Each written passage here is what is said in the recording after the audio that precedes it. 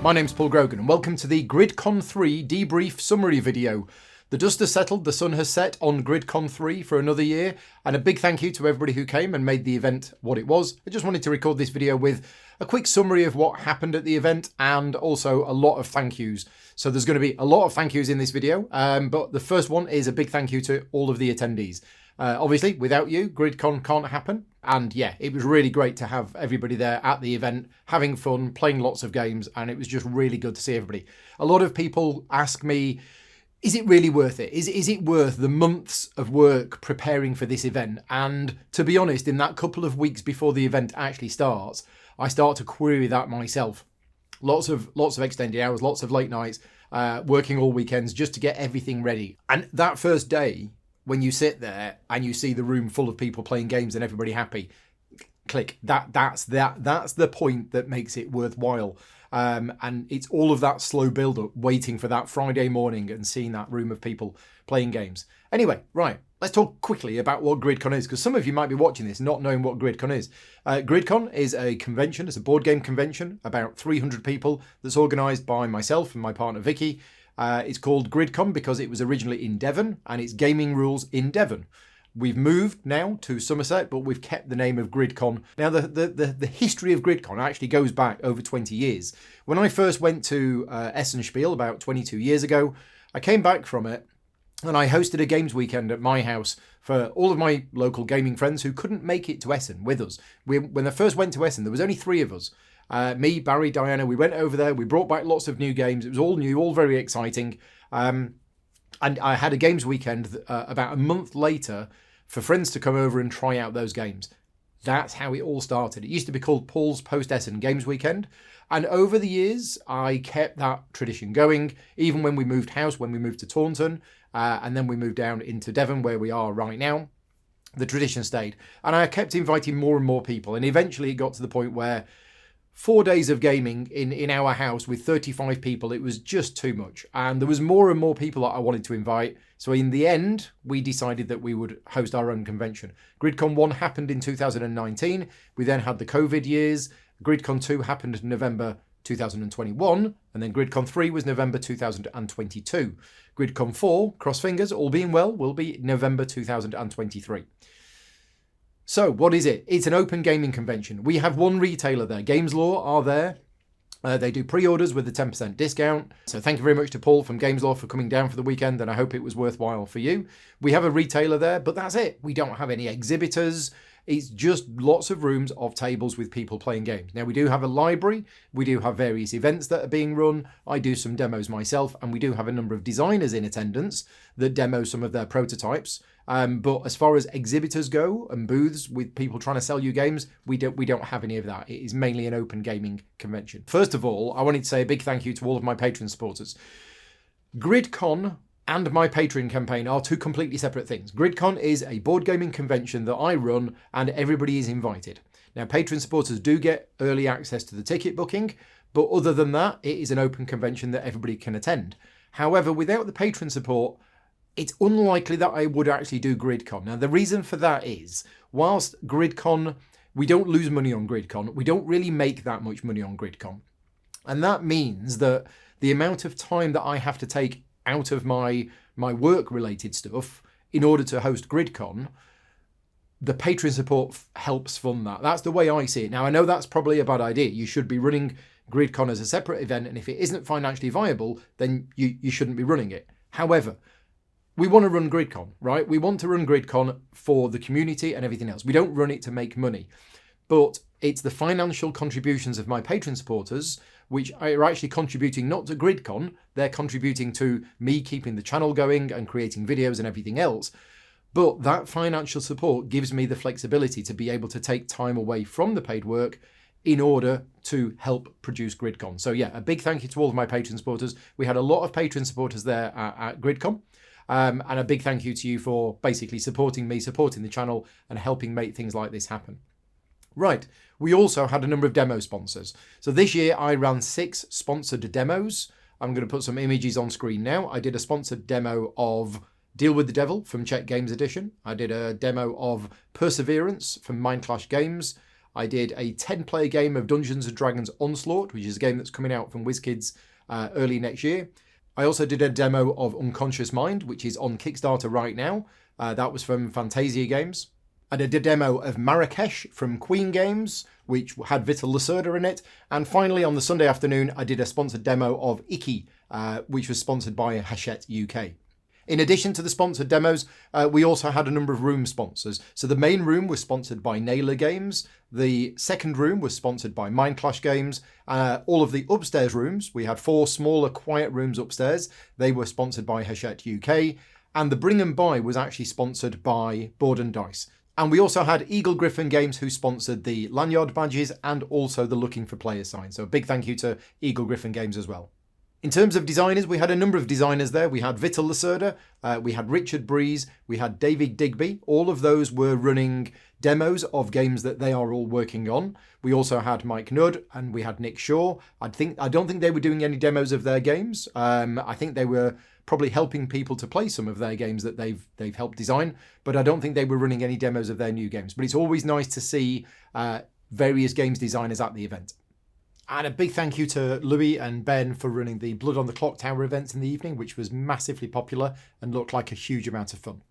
I also wanted to say a big thank you to all of the helpers. We had a number of people offering to help who were wearing the red shirts over the weekend, the helpers red shirts. So we had various people helping cover on the desk, but we also had a lot of people helping with the setup, transferring boxes from A to B. There was a lot of that. I mean, we had a very large library. There was about 150 games in the library, which are all games from my personal collection. And carrying those boxes to and from the cars and the vans and setting up the shelves and everything else, and then taking it all down afterwards, that's a huge amount of work. So big thank you to everybody for that. And also the raffle. The raffle this year was ginormous. We had over 200 games in the raffle. And again, they were all stored in boxes that all needed transporting around. So a big thank you to everybody who helped with that. One person who was helping out with us on the front desk all day Saturday and Sunday is Beck. Beck is Vicky's sister, known to some as not Vicky, because they obviously look similar because they're sisters. But Beck gave up her weekend to basically come and help support the event. So a big thank you to you. I also wanted to say a big thank you to everybody who brought me gifts. Now, I don't want anybody watching this video to feel bad that they didn't get me any gifts. That's not why I'm doing this. I just wanted to say a thank you. So a number of people got me various boxes of Jaffa cakes, which is always excellent. Mark and Andrew from Malta got me the Maltese Night and also some strange snacks. I'm not quite sure what these are, but I'm going to try some of those later on. Johan and Marielle brought me some Stroopwafels, and I'm not quite sure what these are. Daniel Edwards brought me a dice tray, which is made out of some rare Australian wood. And thank you to Paul Mack for the 3D printed clock and for the badge holder. And Georgios, who came all the way from Greece, got me some Gaming Rules cufflinks, and Vicky a Gaming Rules necklace. So yeah, a big thank you to everybody for all of the gifts. As I say, not necessary, and I don't want anybody to feel bad for not getting us any gifts. We also managed to sneak into the hotel room some homemade Jaffa cakes from Louisa, which I had some of last night. So thank you very much for those. And not that any of them are going to be watching this, but I did want to say a big thank you to the hotel and all of the hotel staff. Now, a lot of people have given us a lot of feedback from the event, and a lot of that feedback was centered around some parts of the things at the hotel that weren't working correctly. And I can assure you that those issues have been taken on board.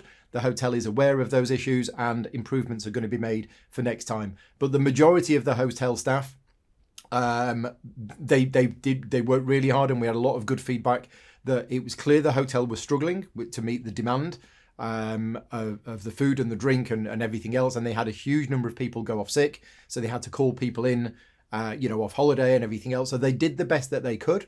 It could have been better, and as I say, there are things that we're going to improve for next time. But yeah, big thank you to all of the hotel staff for helping out. So moving on to the charity raffle. Considering that GridCon is a small event, less than 300 people, organised by myself and Vicky in the southwest of England, we raised £4,500. Well, £4,505 actually, which is an extraordinary amount of money. Personally, I was aiming for £3,000. I went into it thinking, if we don't raise £3,000, then I will be a little bit disappointed. And we raised £4,500. I mean, it's extraordinary. And that is down to the people who attended and the people who donated. Some people were very generous with donating. Thank you very much for your donations. It's all going to a good cause. We're splitting the money between the Chrysalis Youth Empowerment Network and the Macmillan Cancer Support. But the raffle wouldn't have been possible without contributions from publishers. So I'm now going to go through, while showing you on screen, a lot of happy people who won a lot of prizes. I'm going to be going through the publishers and what they donated. So first of all, we had Arcane Wonders. Arcane Wonders donated a copy of Four Gardens, Hello Neighbour, Sherlock 13, Tidal Blades, and Viral and the Expansion. Asmodee UK donated a copy of Seven Wonders, Carcassonne, Catan Dawn of Humankind, Dobble, and Mysterium. Big Potato Games donated Herd Mentality, Snakests, Top of the Pops, and What Game First. Board and Dice donated Founders of Teotihuacan, Mandala Stones, Terracotta Army, and Tilatum. Bright Eye Games donated a copy of Termite Tower and Waggle Dance, which Mike Nudd signed. Cephalofair Games donated a copy of Frosthaven and a copy of Gloomhaven Forgotten Circles, which they don't know they donated, but I found a sealed copy in the attic that they gave me 2 years ago to give away at a raffle prize. So that's how that one got in there. Chip Theory Games donated 2 copies of Cloudspire. Czech Games Edition, one of my oldest clients, they donated a lot of games. They donated a copy of Adrenaline with the DLC expansion. They donated a copy of Letter Jam, That's a Question, Through the Ages, Trap Words, and they also gave me 10 codes for the Galaxy Trucker digital app and 10 codes for the Through the Ages digital app. Days of Wonder donated a copy of Heat, Pedal to the Metal. Fantasia Games donated a copy of Endless Winter. Game Brewer donated a copy of Palaces of Carrara. Georgios, one of my patron supporters who came all the way from Greece, gave me a copy of Near and Far. Hall Games donated a copy of Bonfire. Inside Up Games donated a copy of Seven Souls and Sea Change. Cosmos UK gave me a copy of adventure game Volcanic Island, Exit Lord of the Rings, and Kahuna. Lucky Duck Games gave me a copy of Chronicles of Crime, also Chronicles of Crime 1400, Chronicles of Crime 1900, Chronicles of Crime 2400, and the Millennium series for Chronicles of Crime. They also donated a copy of Flamecraft. Mark Dainty from Not Board Gaming, not a publisher, just another content creator, but Mark donated his copy of Hoplamarcus Remastered. Thank you very much, Mark, for that. Mighty Boards donated a copy of Hamlet, the Founders Edition. Mind Clash Games donated a copy of Astra, Cerebria, and Perseverance. Minerva Games donated a copy of Swatch. Oink Games donated a copy of Quickety Pickety, Scout, and Town 66. Origame donated a copy of Dobro, Mooncake Master, and Reef Rescue. Osprey Games donated a copy of Cryptid Urban Legends, Imperium Classics, Undaunted Normandy, and Village Rails. Moving down on the list, we also had PD Verlag donated a copy of Imperial, Navigador, and Watch. Queen Games donated a copy of Cocopelli and the Expansion, Expedition, Cairo, Mighty Monsters, and Win to Go. Richard Breeze from R&D Games donated a copy of Key Harvest, Keydom's Dragons, Keyflower, and the Board Game Geek game.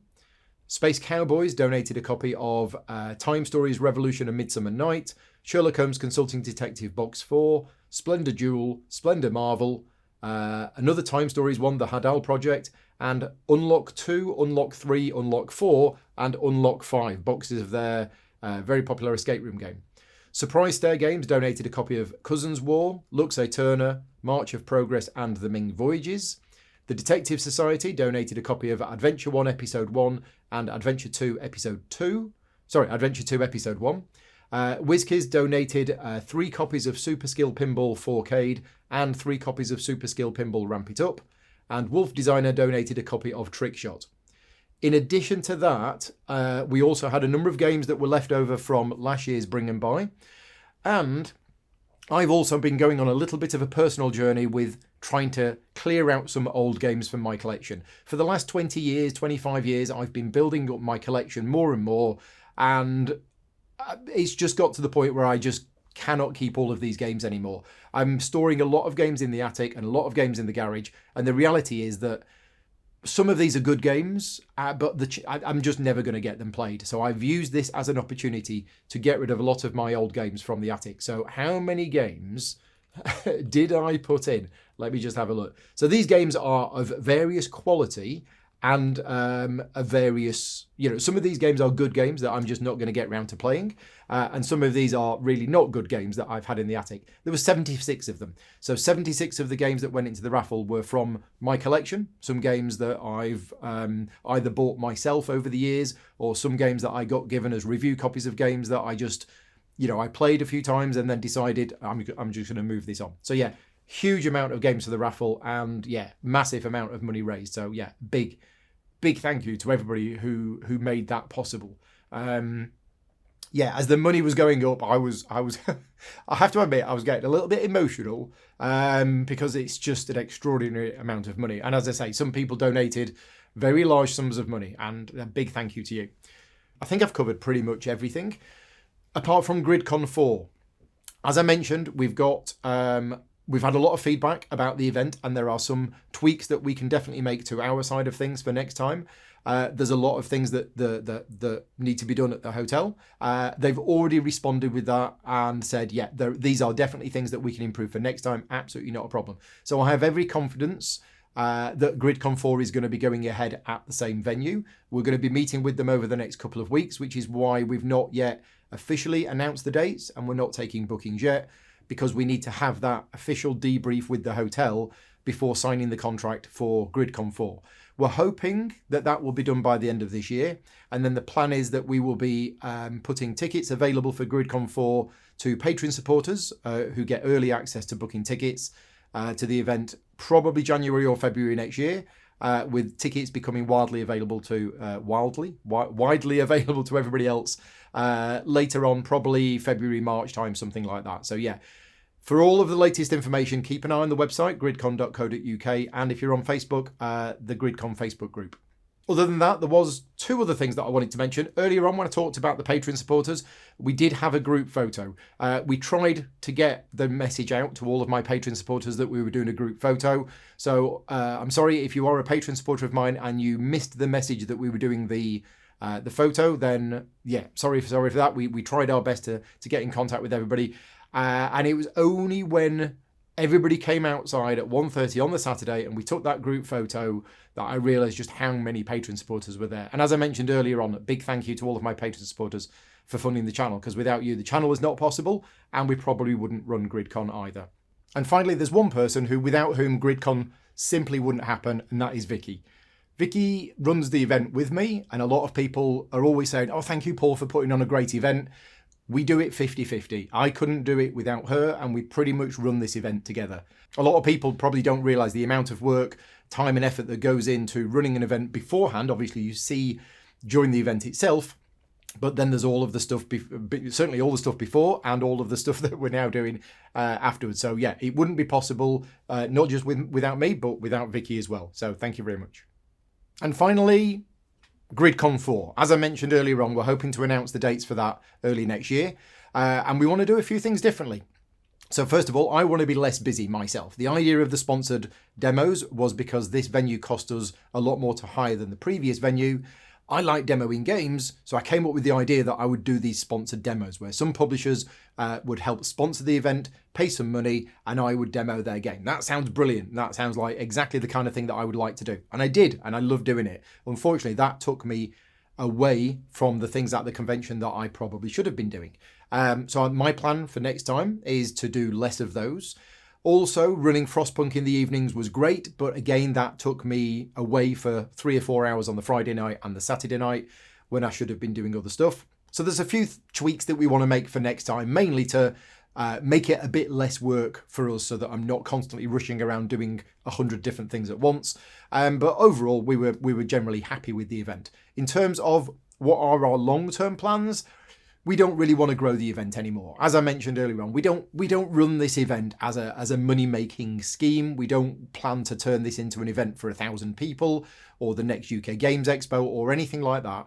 We are happy to run the event as it is for that number of people. We don't really want to go any more people. So we're going to be looking for another venue anytime in the short term anyway. As long as this venue stays good for us, our plans are to continue having it at the Holiday Inn just off the M5 junction.